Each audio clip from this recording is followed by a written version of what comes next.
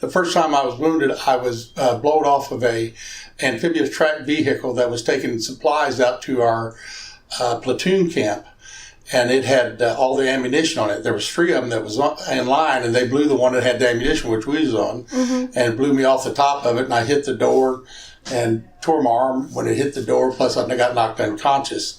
So they dragged me back to the third one, and then they sent me back to Da Nang. They medevac me back to Da Nang. And that night, when the doctor examined me, he was shining a light in his eye. He said, "Son, did you hit your head?" And I said, "No, sir." He did it again. He said, "Yeah, you've hit your head. You've got a real bad concussion." I said, "No, sir, I've got amblyopia. It's lazy." I said, "I'm blind in that eye." He said, "You can't be blind in that eye. I've been in Vietnam." I said, "Well, I am." He said, "Well, you're going home." So needless to say, they called for a board or medical review.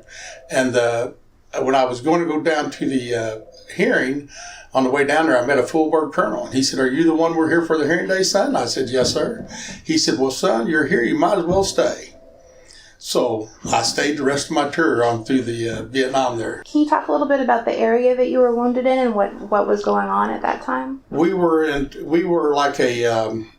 platoon in the 1st Marines that was attached to the 7th Marines. And we were what they call long-range reconnaissance and patrol. And so we was probably 4 miles from our divisional camp on a little small hill. I'm trying to think, it's either 37 or 35, I can't remember. And then they had the big divisional hill, that was Hill 55, I believe it was. Anyway, we were as far north as you could get without going into Laos. You couldn't get any farther up than what it was.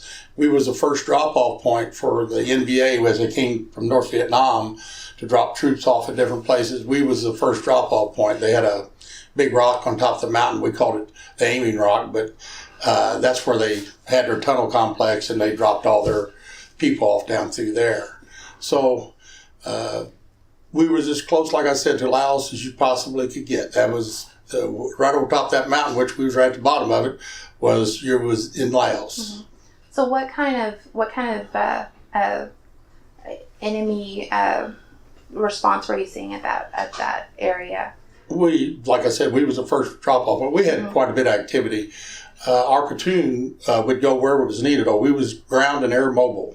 So if they needed us somewhere, we left the hill. They brought in another platoon back to that hill, and then they'd ship us out wherever it needed to be, either by ground or either walk or by air, or by helicopter, one of the two. Okay. So how long were you in that area? How many months? The total time I was in Vietnam, I was in that particular area, except for when we got ready to leave there. I went back to Da Nang at that time. Okay. So can you talk a little bit about what you saw during that time? And which way do you want to talk about?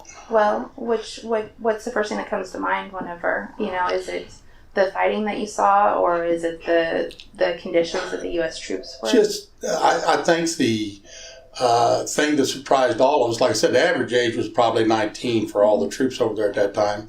So all of us were very, very young for the most part. If you had a guy that was 22, 23, he was considered to be an old man. Mm-hmm. And but anyway, we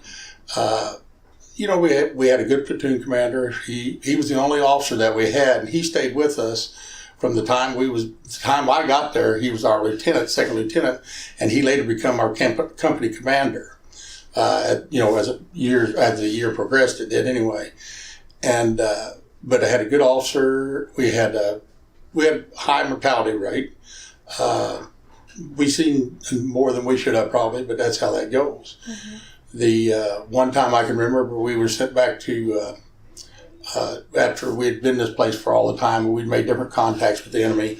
They gave us what they called an in-country R&R, and they sent us back to a place called Christmas Island, which was probably 7-8 miles outside of Da Nang, and it was supposed to be a place where there was no enemy activity whatsoever. Mm-hmm. And we had pulled a patrol. We would pull normal patrols and our ambushes like we did if it was in a hot zone.